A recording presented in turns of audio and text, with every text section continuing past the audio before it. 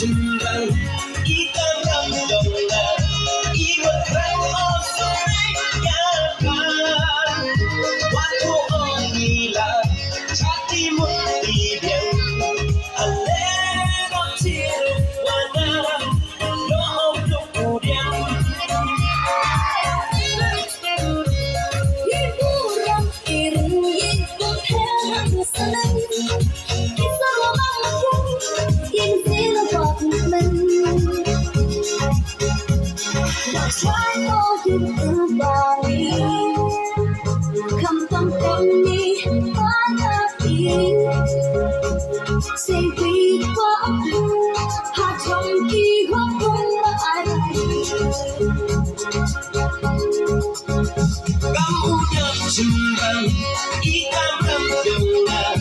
iwat rang osayyakan waktu onila chati mutibian alero tiru wana lo kemudian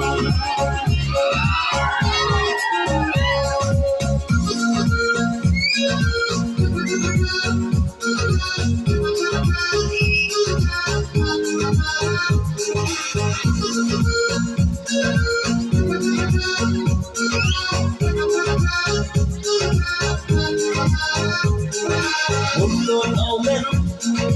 percaya kiki Pakono pretira yo yen cerni kami Ratong rabiang dedek open ukai Ular mohaka ular mon usman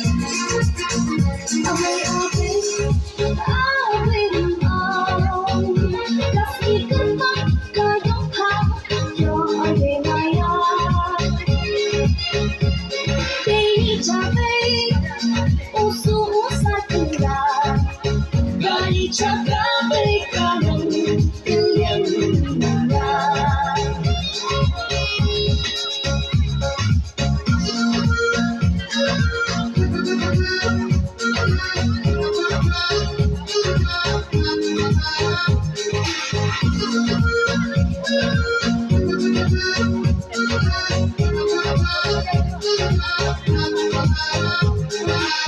Nado putrok sirhadu iman telah